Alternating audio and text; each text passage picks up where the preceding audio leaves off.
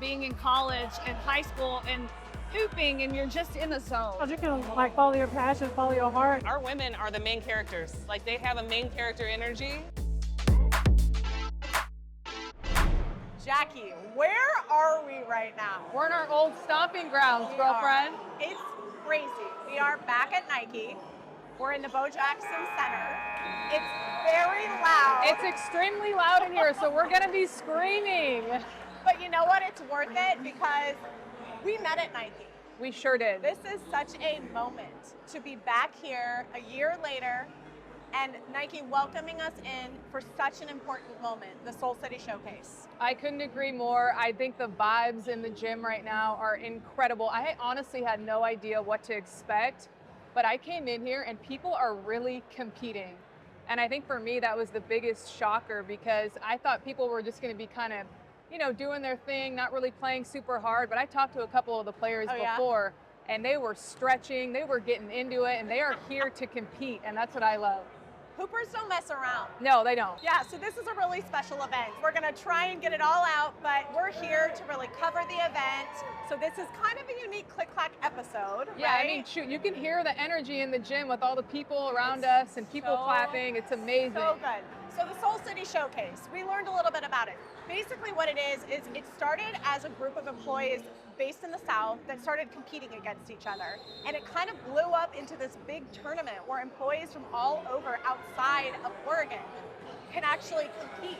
And so how cool is it that Nike is investing in bringing all of those employees back here, former collegiate athletes, hoopers that are just weekend warriors, WNBA players, like they all get to play each other. Yeah, it's absolutely incredible, and it's such a good opportunity for these employees that aren't based here in Oregon to come into the headquarters and really see what campus is all about. Obviously, you hear about it, but when you step onto this campus, it is such a vibe, and it is such a place of greatness all over the place. And I think it's just such a cool opportunity. Nike is amazing. As we know, we love and support Nike so much, and we're really happy to be here. I mean, honestly, if it wasn't for Nike, Jack, we wouldn't have even met. We would not have met. So thank you, Nike. Thank you, for Nike. bringing this amazing human into my life. I mean, same. And also, what I think is really amazing is that they don't often welcome a lot of like external media people to come to campus and do these types of experiences. Right. The fact that we were former employees, the fact that like we went off together to build an innovation around women's sports, you know, with the podcast and other things we're working on, that they're bringing us back here to support that, I think just speaks volumes about what this company is capable of. Absolutely, I couldn't agree more. And I'm super excited to talk about who we're going to be interviewing, the guests that we're going to be able to bring on.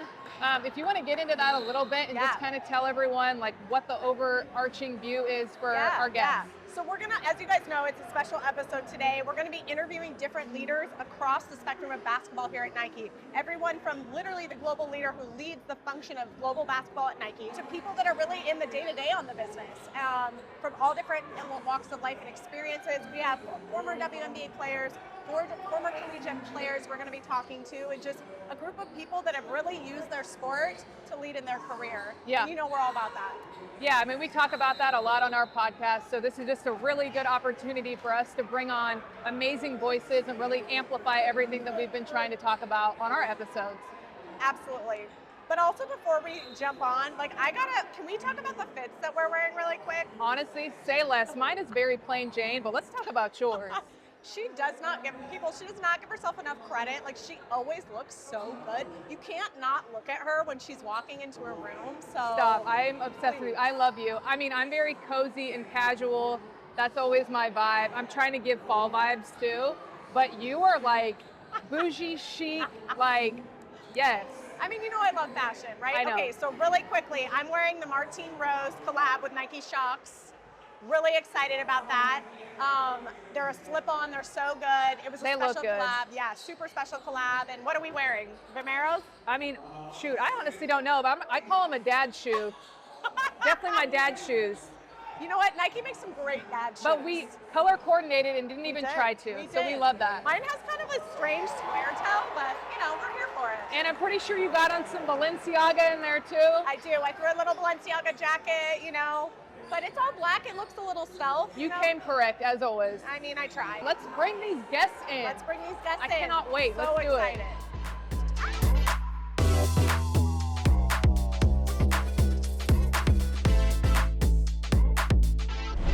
We are super excited to welcome Ashley Houts.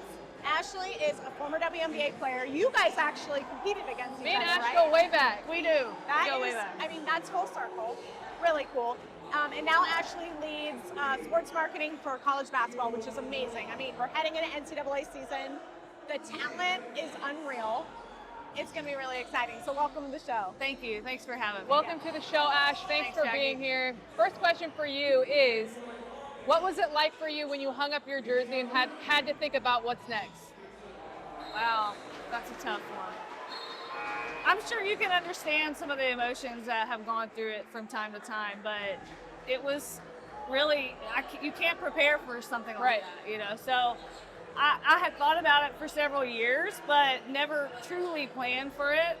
Just thought I would want to play forever and ever until the wheels fall off, if you will, but things just don't work out that way. And so when it was finally time for me to hang them up, it was tough. I mean, I didn't know what I wanted to do with my life. I didn't know if I should stay in the sport, if I should, find something different. So I think we still struggle with our identity at times, just as athletes who compete at a high level, just to figure out what we can do to find that drive and that purpose again, So it was tough, but luckily I work at a great company that's surrounded by sport, and I get my cup filled with that every day.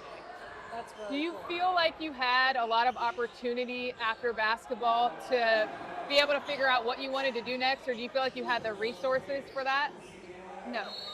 I think it was very challenging to figure out what I wanted to do, and I might be wrong now, but when I was coming out of it, a lot of the only option really was to stay in college sports and coach, I that say was this kind all of, the time. you heard people from the outside like, wow, you were such a great player, you should just get into coaching, you'd be a great coach. And so that's truly the only option I really thought existed for me, and that's really the only option I explored.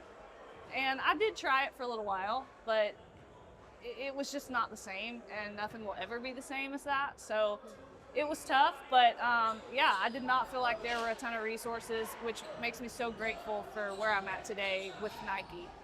Wow. So, we like to talk about it a lot, that we're going into this era right now of girls that are seeing women in sports across so many spaces. And our hope is girls will stay in sports longer. But we also know, as you talked about, sport ends for you. Our bodies that's just time, right? It's just how we're made up. So what would you have loved to have growing up as a hooper, where that was your whole world? Like, what do you wish someone would have told you to kind of plan for after your life, after basketball? Wow, that's a great question. I think I wish I would have. I was just having a conversation earlier with someone about being in college and high school and hooping, and you're just in the zone, you don't hear anything outside of that. And until you hit the real world, it kind of slaps you in the face, So I kind of wish that I just would have known how to interview for a job, or, communicate with people at the corporate level and network. And, there's so many more resources now for kids in college that are just amazing. I mean, USC is doing a portfolio program for their kids, which is, Fight on. That. Yeah, Let's fight go. on. Okay.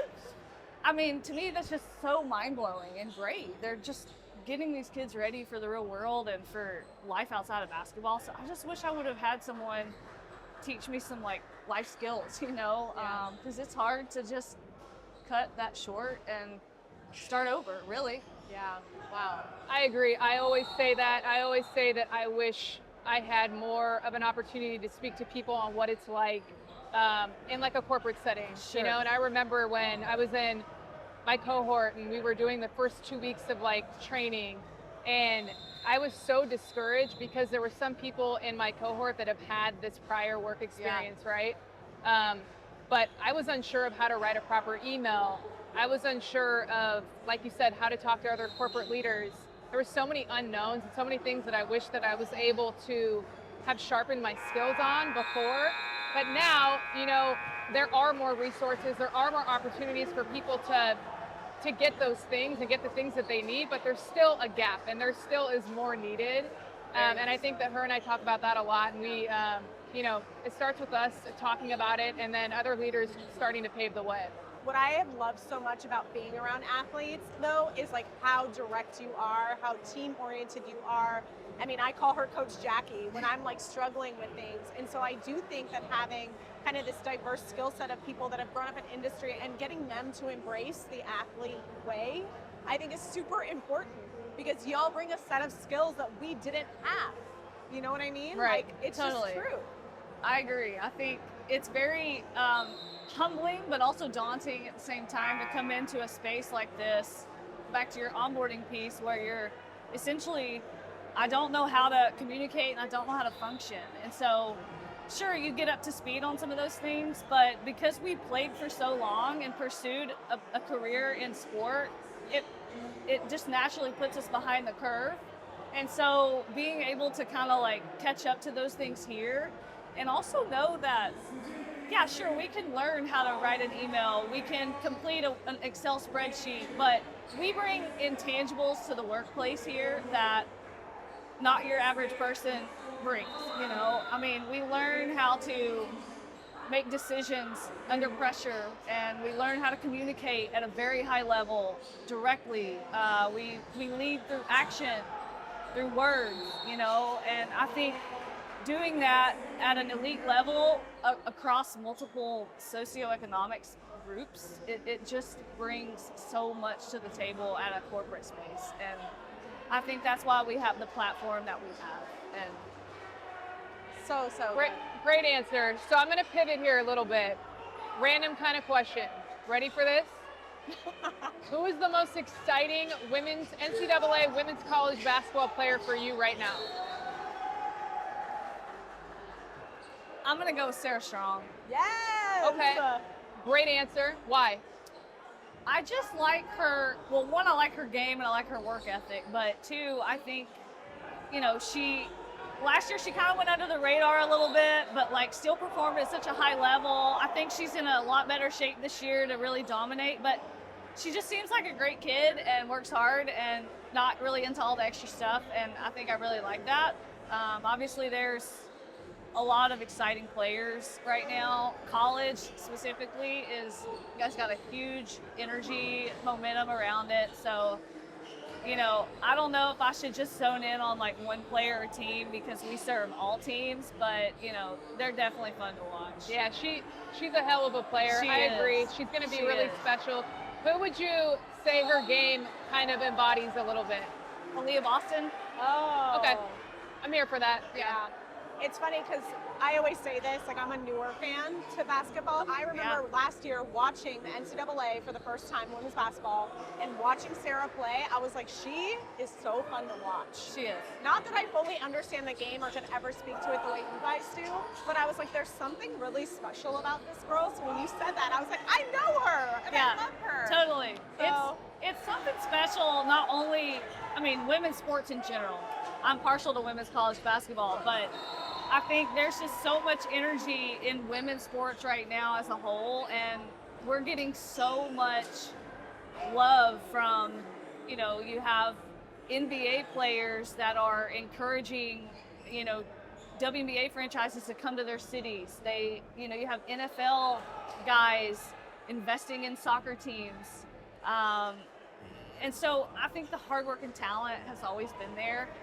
It's just now the world is getting to see that because we have TV deals, we have social media, and we have generated the energy around it. well, and let's just call it what it is. Women are prolific Totally. at sharing what they love and being great at storytelling. And that's why, we always talk about this stat where we learned from the Wasserman Collective that 80% plus of men make money on their field of play. It's inverse for women. They make it off their field of play. And that just really we're like, think about the market opportunities that come out of that. For it's sure. much bigger than the sport itself, But obviously we want pay to catch up generally, but in the sport. But it just that was wild to us, Yeah, and I think that goes to show you, even our other leagues like Unrivaled, we have Athletes Unlimited. For so long, I mean, Jacki can attest to this because we played against each other and met overseas again, but women have had to pursue a career overseas, away from their families, away from their friends, in a foreign country, no matter what the political climate is. I mean, it's just incredible the things that women in general have had to do to close that gap, Yeah.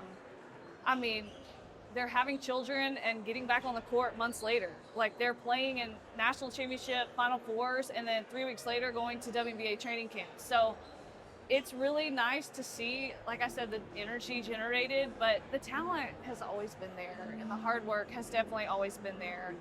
And I think, I could probably speak for Jacki too when I say it's so, I'm just so grateful to have paved the way at some point, Yeah. not maybe on the grand scale, but in a small way. It's just really nice to be connected. Yeah, I think to your point, players like us who've been through the ringer and have had to experience overseas and had to play seasons back to back to back, we just appreciate where the game has evolved today. And I'm one of those players that's happy for the current players right now, and it's a beautiful thing to see. It is. It's in due time, but Yeah. I hope it continues to grow. Well, and I have to say, for me personally, I obviously love seeing, the Caitlin Clarks, the Paige Buckers, Sure. The Angel Reese. She's like a personal muse of me. I'm obsessed with her. They're obviously stars, and we need women to rise and have that visibility, right? But I get really passionate about telling your stories because you guys didn't have the same level of support and visibility that you deserve.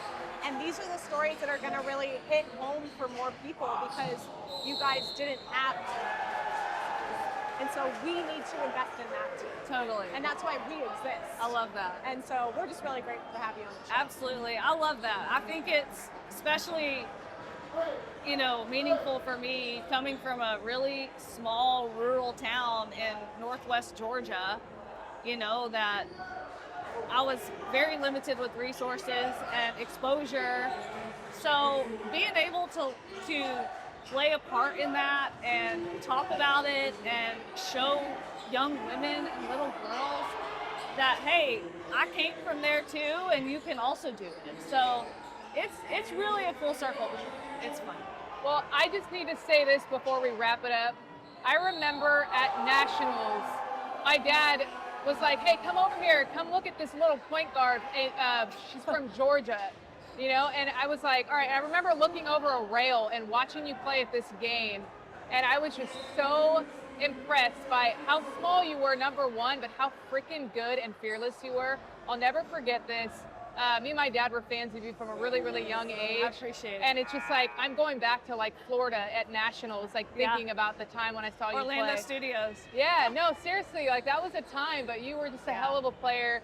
But Ash, we'll wrap this up for you. Okay. Just thank you for your perspective and your point of view on everything. It's really valuable, and I'm super glad you were able to come on today. Yeah, you're welcome. Thank you guys. It's really awesome what you're doing.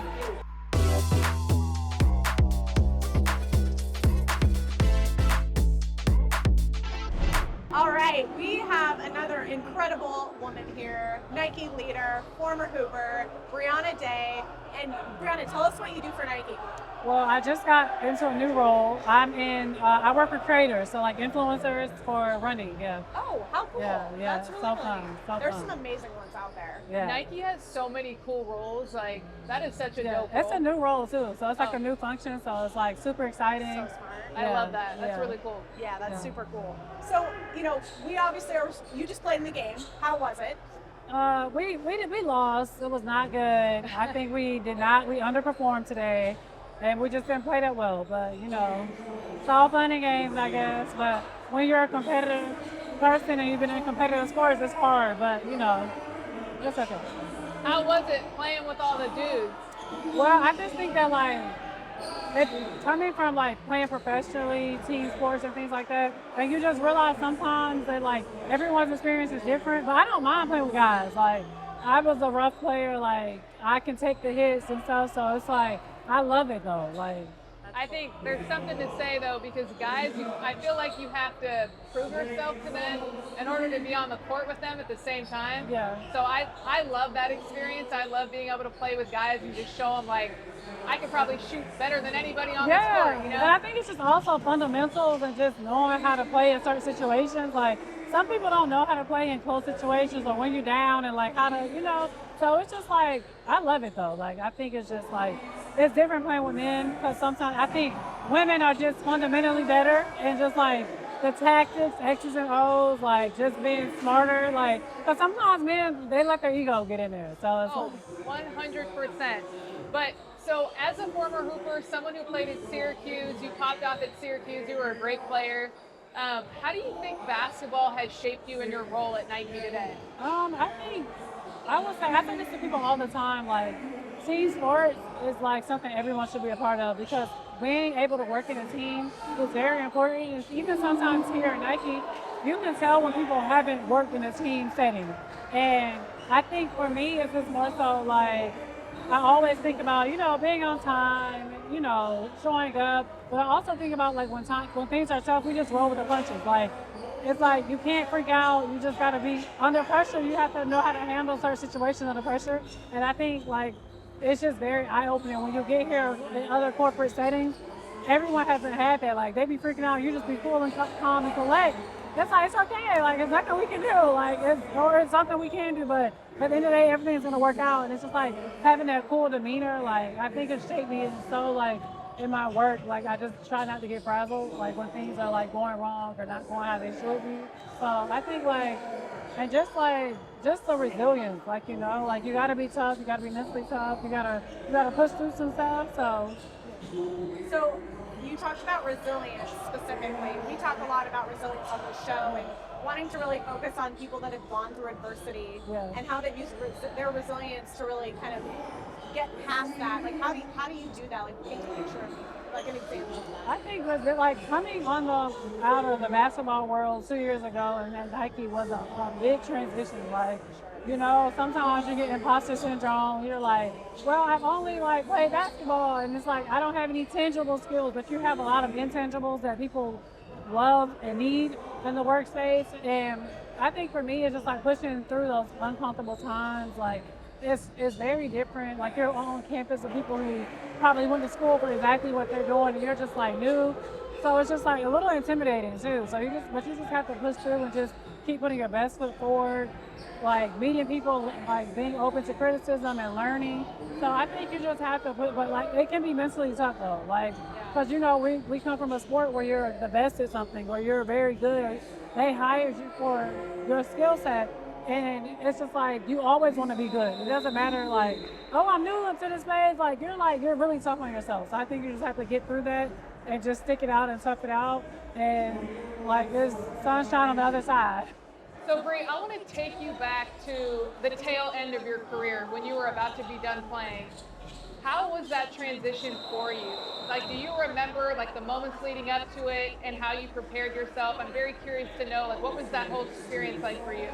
So I think for me, like I knew for a long time I didn't want to play basketball long term. So like I enjoyed it. I enjoyed traveling. I love being overseas and things of that nature. But like I was just always loading for the next step. So I went back and got my MBA while I was playing. I eventually went back to get my MS in digital marketing and media. And I just felt like I was just always preparing for like, and I was like, if an opportunity comes, I'll take it. If it doesn't, I'm gonna keep playing. So it was like either or for me. It was like, I was like, okay, I'm gonna apply for this role or whatever. If I don't get it, like, okay, I'm gonna keep playing basketball. But if I do, like, I'm gonna take it. So it was really like, for me, like everyone doesn't have that. Like I was perfectly fine stepping away from basketball. Like I didn't have any injuries, like completely healthy, stepped away at my own time. So like, yeah, that was my unconventional way of stopping. That's really cool though. Yeah. That's a really interesting story. So we were kind of talking about this before we went on camera, but you were talking about your Instagram. And, you know, amazing Instagram. I was like, oh my God, love her style so much.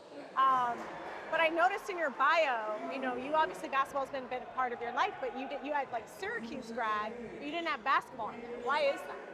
Yeah, I recently changed that just because like I'm trying to be more than a basketball player, because I do feel like being a basketball player in some people's eyes, like some people don't really respect athletes and what they've done and what they've given. And it's just like, I don't try to introduce anyone like, oh, I used to play basketball, unless like they ask, but like, I just say, hey, I'm Brianna, I do X, Y, and Z. Like, cause it's like, people try to hold you in that box for so long, and it's just like, you're trying to grow and go above that. Like, I'm very business minded and career driven, so it's just like, yes, that's something I did. Like, it has attributed to a lot of my, like, by how I think and how I move.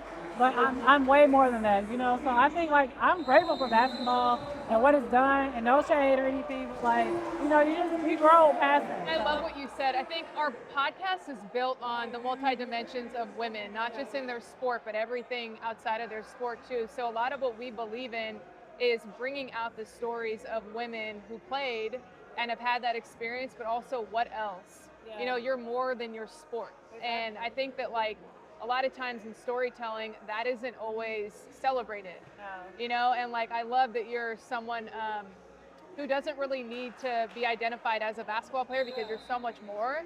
And it shows for sure. Yeah, no, for sure. Like, I think about Angel Reese. I think about like what she's doing too is just like so incredible, because there's been so many women before her who have probably felt like they can only do basketball or basketball related stuff, and it's just like, dang, I'm more than that. I can do this, I can do that, and it just shows girls growing up like, you can play basketball, but you can do something else. You can like follow your passions, follow your heart, and like I think like how basketball has shaped, and like you have NIL now. There's just so many opportunities now to make money outside of your sport, and I'm all for everybody making some money because do your thing. Like, this basketball doesn't last forever, so like how can you use basketball to get you in different rooms, different conversations, different avenues? So I think it's smart. I think it's just so genius. So a fun question for you. Who's your favorite WNBA player and current NCAA women's college basketball player? I'm going to say for WNBA, Asia Wilson. I played against her in college. Like, she's just so, like, just seeing her just grow and just be, like, one of the best players ever. And it's, like, it's so amazing. And she's just so humble, too. Like, if you meet her, she'll say, hey, like, she's not too big. And so she's just, like, and she's unapologetic with herself. Like, I love that. For college basketball, I would say, I think Juju is like. I knew you were going to say that for what it's worth. I just had a feeling. I think she just has it already. Like, I know she's like recovering from her injury and things like that, but like how she was playing and stuff, like I think she was ready for the league when she got to USC. And it's just like, I think just like obviously she's only gonna get better. That's the scary part. Like, she's only gonna get better. So I love watching her play. She reminds me of Maya Moore a little bit. Yeah, and she's just so stoic. Like, she's calm, like, you know, like, she's just very even keeled. I hope, or I think, because I'm just looking at her. Yeah. Okay, I'm going to hit you with one more question. I want to know who your idol was growing up. Well, funny story, I didn't get into basketball until super late, and I didn't watch women's basketball like that, or basketball in general, but one day I was at ESPN Worldwide of Sports for AAU, and I was watching an OKC game. I don't know who they played, and I saw Kevin Durant, and I was just like, wow, like, this man is revolutionizing what it is to be like a long, tall, kind of, not role player, but just wingman. Because if you think about it, the era I grew up, it's like, if you're tall, you're in this post. You're back to the basket. But I was seeing him, I'm like, he can dribble, he can shoot. He's a fierce scorer. I was like, wow, and I still love him to this day. Like, my favorite player, for sure. That's such a good story. That's awesome. I think you are the definition of a multidimensional woman, and we want more girls and women seeing women like you that are like, yeah, I'm basketball, but I'm so much more than that. And we think that's going to shape future leaders in not just sports industries, but many, many industries. So, yeah, I was so happy to have you on. Thank you, Bree.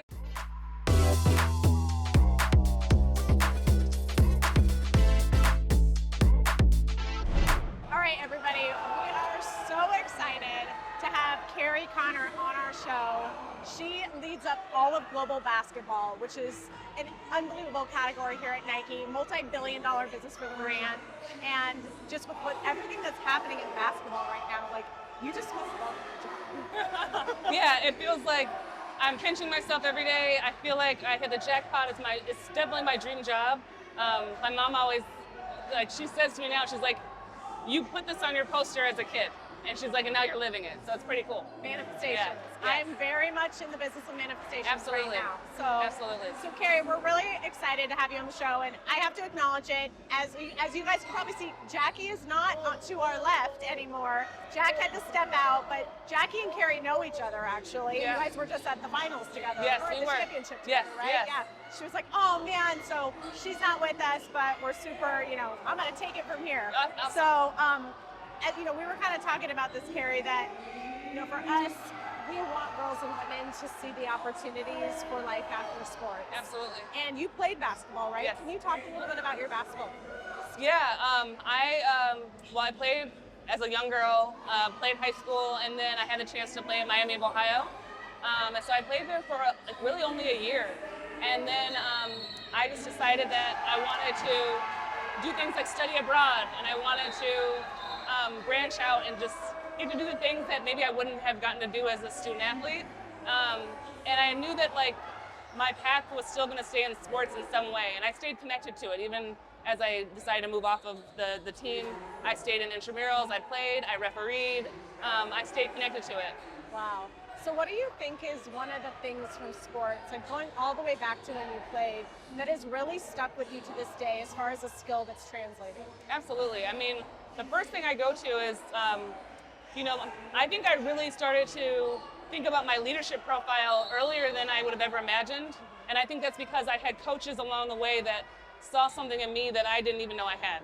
And that really started to push me in places that I gained those skill sets and those experiences. When I was in 9th grade, I was starting as a freshman, and our team was not winning, and we were supposed to be. And I remember after school one day, my coach came up to me and just said, if we keep losing, it's on you.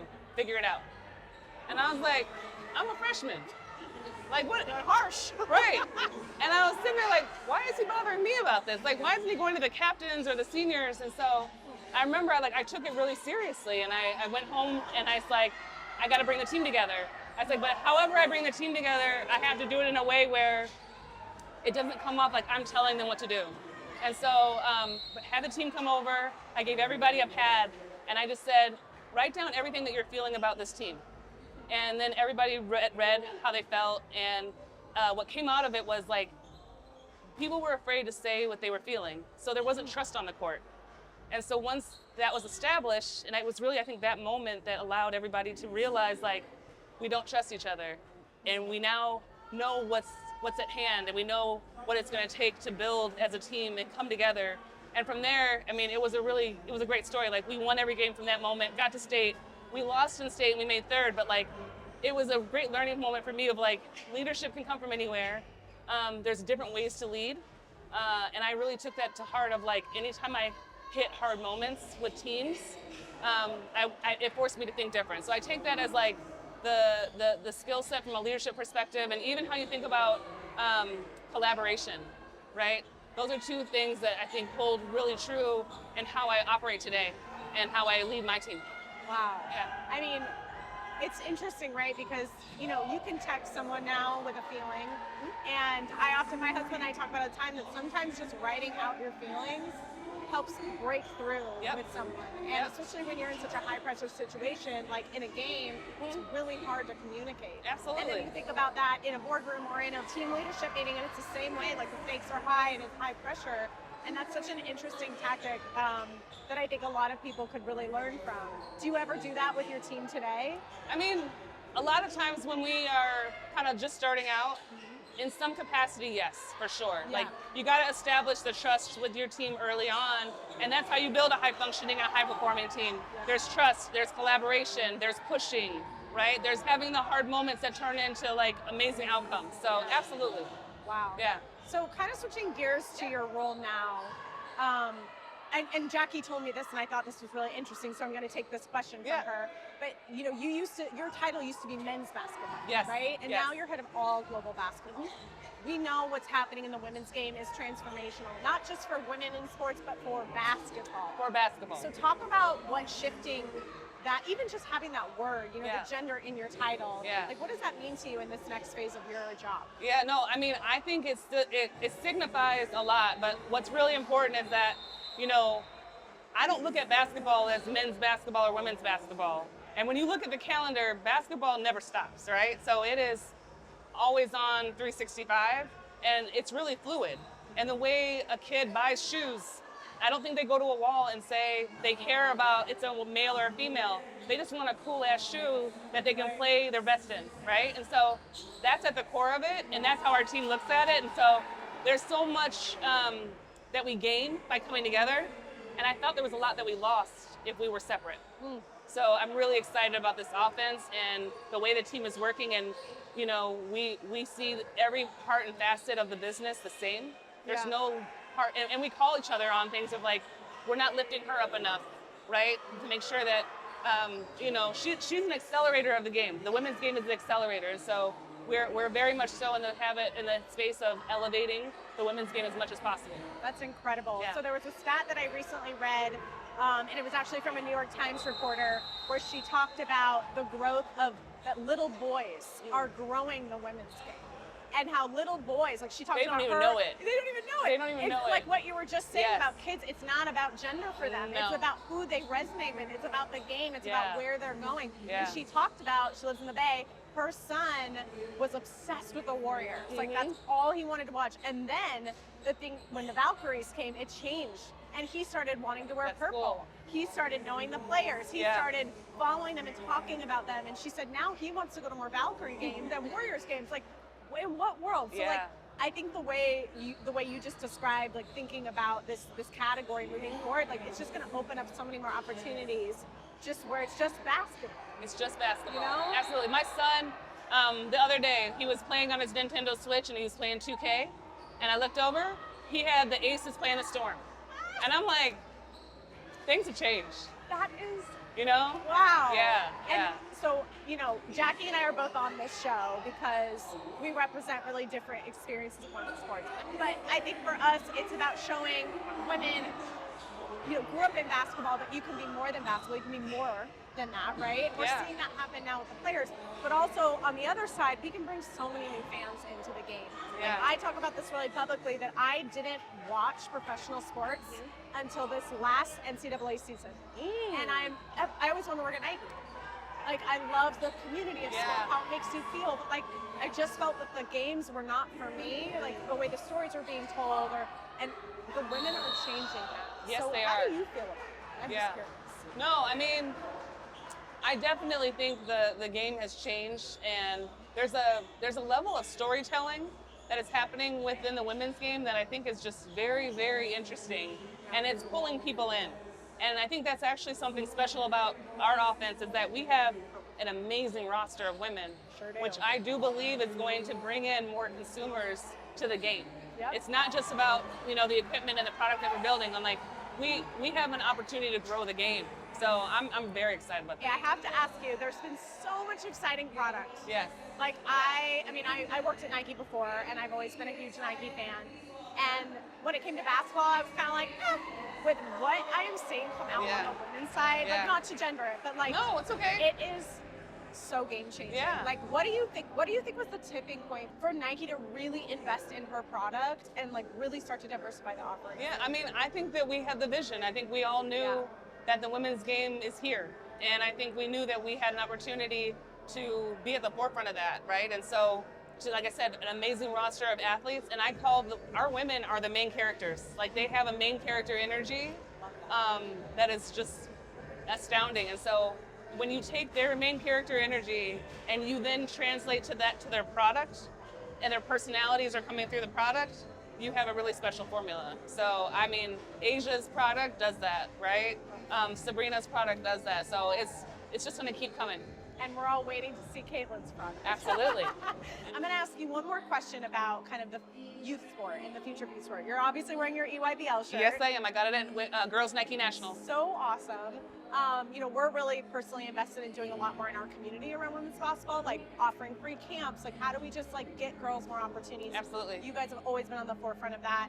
What do you feel like is still the biggest opportunity at the youth level right now to kind of keep girls energized around sports and create more access? Absolutely. I mean, if you think about girls from as they grow up in sport, there's something that happens, right? Right around that 12 to 13. And so I think the biggest unlock is to really think about what is happening with them, to make sure that they feel seen and they feel the love and the support to continue on in sport. And I think if we get through that hump, then they only skyrocket from there. But I think it's a really special time that we really have to pay close attention to. A lot of times, you just see the drop off, right? Yeah. And so the camps that we're doing, I think they have to almost take a very special take on that specific age group. And that's that's my personal opinion. Yeah, that's super interesting. But I see it myself. I coach, my daughter's teams, and it's right around that age group of like 12 to 13, where they either stop or they have to specialize. And I just think that we've got to open up the aperture. And it's not so much on the boys' side, right? Like there's still more opportunity and there's more access. So I think we've got to unlock more access on the girls' side so that it's there and it's for them, and we're talking to them different. Can I tell you about an activity we did? I just am so curious to hear your take. Yeah. So we really stand about celebrating multidimensionality. We think that's a way to keep girls in sports. We did an activity with the girls at our camp where we asked them, we made a shirt that said, "I'm a hooper and the and had an underscore with nothing. And we asked them, and we were nervous because we're like, are they going to be into this? Like, what are they going to say? They just want to hoop. Like, that's what they're here for. And it was so surprising. They went crazy with that activity. And then we asked them to share. Yeah. And they got in these little pods where they were talking about it. And we learned all these different things that these girls identify with, some in sports and some out. Mm-hmm. And I thought that was so curious because, and then we heard from some of the older players that were coaching, they were like, we never had those types of activities when we were little. It was just like, you need to go and you need to win, or you need to dribble, or you need to this, or you need that. And they're like, it was so interesting to watch these little girls. And so I think too, the more we can tell little girls that you can be a hooper and you can be all these other things. Absolutely. Sport will still be a big part of their lives. Yeah, I agree. It never goes away. No, it doesn't. And you have to think of their whole self, right? It's just not just one dimensional. And I think that's important, especially for girls. As someone who grew up in sports, loves sports, it's part of your DNA, and really pivoted your career into sports. Yes. What advice would you give to student athletes who are probably not going to go pro? Yeah. And it's a huge identity crisis for them when they leave their Totally, sports. totally. What advice would you give them to really find what's next for them? I always kind of try to compare it to when you go to a basketball game or you go to a soccer game or whatever game you go to, there is so much happening around that game that people don't pay attention to. If you think about it, that game has been scripted from the minute the lights turn on to the minute the lights turn off. And so there's marketing, there's sales, there is refereeing, there's operations, there's finance. Like there's so many pieces to it. So it's like I always say, find where your passions lie, and if they are sports, but there's something else, you can connect the dots always. Yeah. And it's funny, like in my own life, like my husband's a referee, right? Oh, really? So yeah, he's a professional official. So like, that's so cool. He found his avenue in sports, right? Yeah. And my sister is a college basketball coach. So like, we've all been able to connect our passions to sports. And I just say like, be open and observe and look around you. You may even find entrepreneurship in sports, right? Totally. So I just think just stay open, observe, and pay attention to what's happening around you, and you can quickly find a way to connect those passions. Karrie, it was such an honor to have you on the show. I feel like I could geek out with you a lot longer, but we're just really grateful. And thank you for everything you do for girls in sports and basketball. And we can't wait to see Caitlin's shoe. I hear you. Thank you for what you're doing too, and having the conversation and keeping the conversation going. We're never going to stop.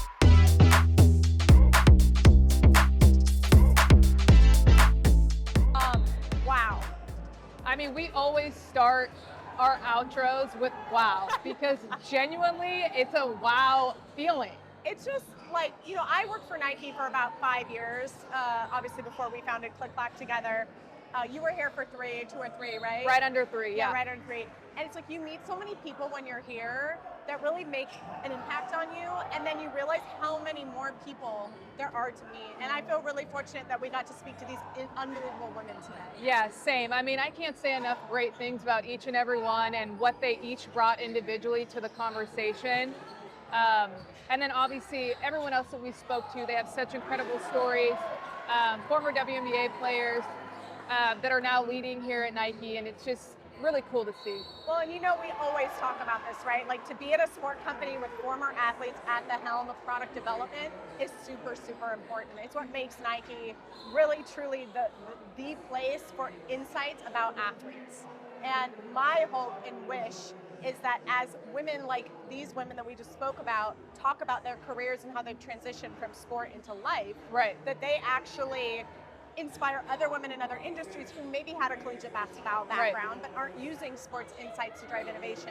There's so much more innovation to be had, both in this industry but also in other industries, to help athletes on a day-to-day basis. Absolutely. And I just love how validating it is talking to former players and people that are now leaders and how their sport really has propelled them to lead in the ways that they do. Like, if this doesn't validate what we've been talking about, I don't know what else does, you know? And I'm so happy to hear how much sport has impacted everyone's lives pretty much that works for this company, but especially the people that we just interviewed. My hope from this experience and getting to hear these women's stories is that other women listen in and they're like, let's start talking about our sports. Let's start talking about how sport has helped us in our careers. Right. And then keep playing sports. And let's be confident that a lot of our background and history is playing sports. Absolutely. I think we always talk about that, you know, it's like being an athlete your whole life and then coming into industry, it is such an advantage. And I think we just have to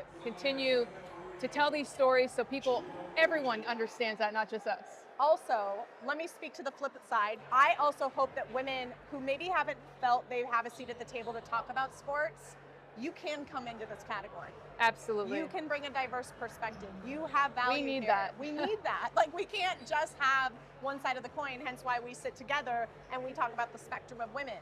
I learned so much from your perspective. I mean, likewise. Yeah. Today was amazing, and I think we're going to be like really digesting and thinking about it for a while, but man, to be back, it just feels so good. To be back and to have witnessed what we just did, I'm so happy, and I absolutely feel this was a success. Now let's go watch these games, because I feel like we're talking about basketball, but we're not watching basketball. All I've wanted to do today is watch these games, and now I get a chance.